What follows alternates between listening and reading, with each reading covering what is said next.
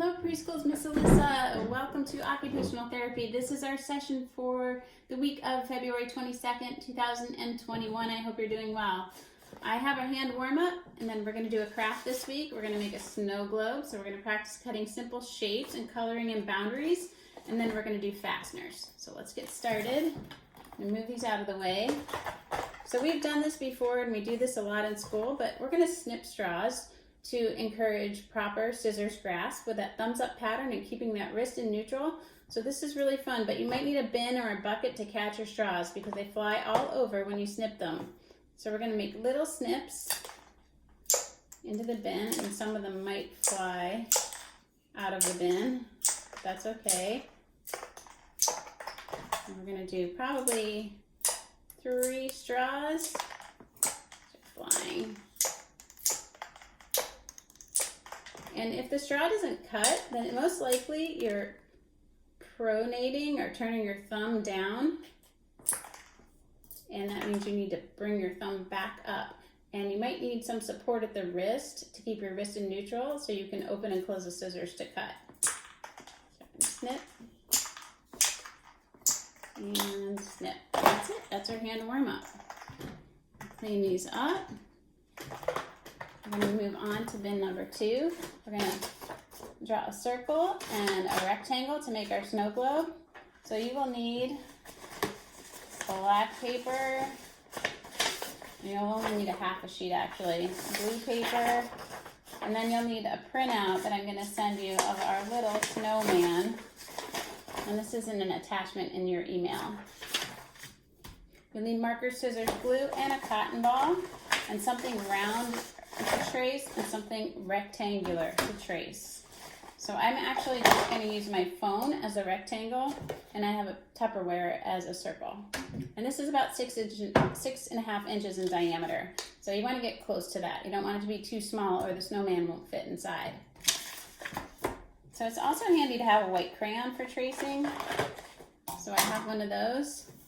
And we're going to start out by tracing our template, our Tupperware. So we're going to go around. And I use a broken crayon because it encourages proper pencil grasp.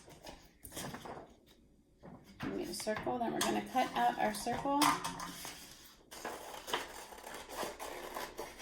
Stay on the line as best as we can.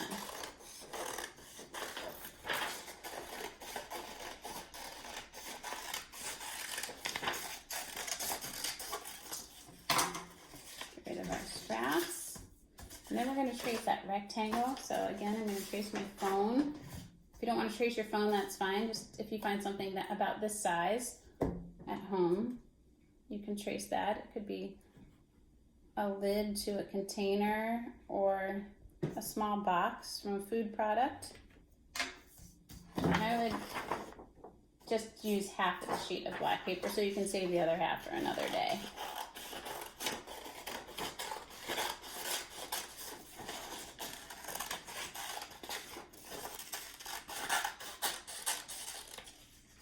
Don't forget to turn the paper when you're cutting. All right, we're going to glue these 2 shapes together. So the circle is going to go on top of the rectangle. You'll need your glue stick for that.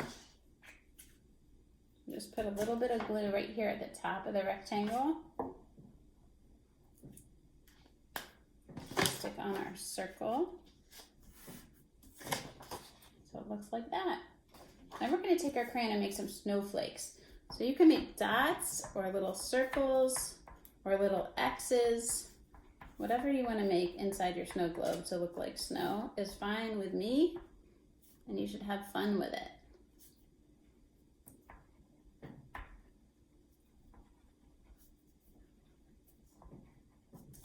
When you're done, it will look something like this. And if you have white paint at home, that works too.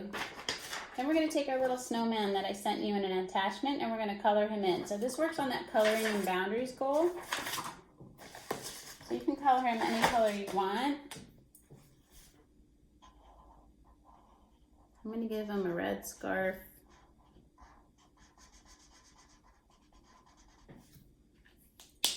And I'll give him big black hat.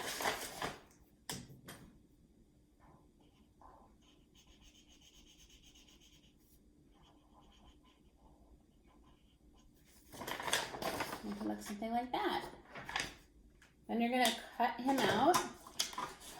And it's good to get rid of all of your excess paper first when you're cutting something small so you can get close to the shape. That really helps you guys out in school, I know, so you don't have all of that extra paper to deal with. And then if you want to make these lines bold or draw a square around the snowman or a rectangle so it's easier to cut him out, that's okay too. I'm going to try and stay on the line. He's definitely a complex shape.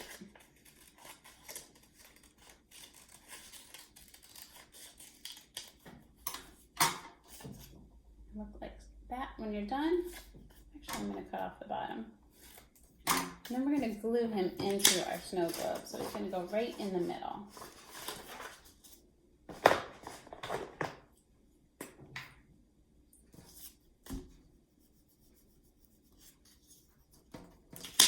And then look like that when you're done. And then we're going to add some cotton.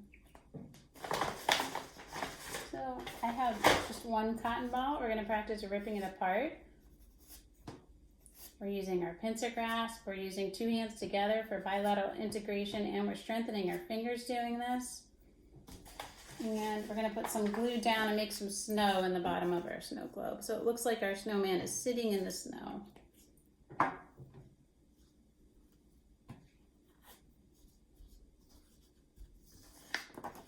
When you're all done, he'll look like that. He's really cute, and you can put your name on the back too.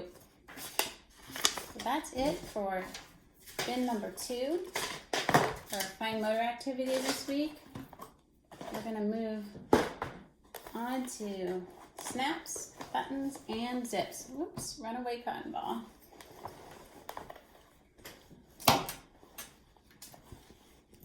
So this week I'd like you guys to try to zip while wearing a garment. But I'm going to put it down in front of me so you can see what I'm doing for this video. So remember, thumbs up to hold the bottom. So even if it's on you, your thumb should be up holding the bottom. And you're going to take this little car, slip it into this garage. Make sure it's all the way in the garage. Hold the bottom with your non-dominant hand and pull up. And zipped. Now we're going to snap.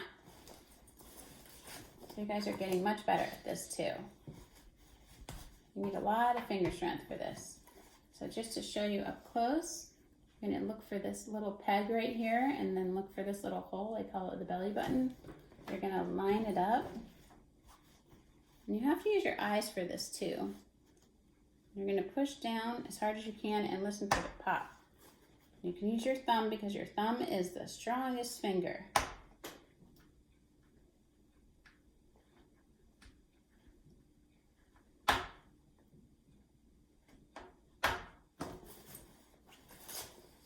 You snapped. Now we're going to button. I think everybody is meeting their buttoning goal. Almost everybody out there, which is great. It makes me really happy. Put the buttons down flat in front of you. And actually unbuttoning is harder for kids than buttoning.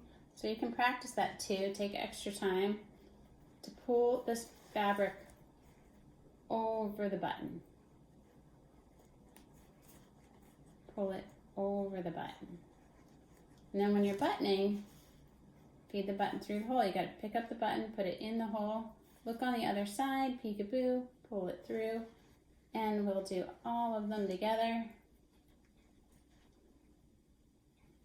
Peekaboo, pull it through, and we're all done. You guys did a great job. I look forward to seeing you in your session next week, and I hope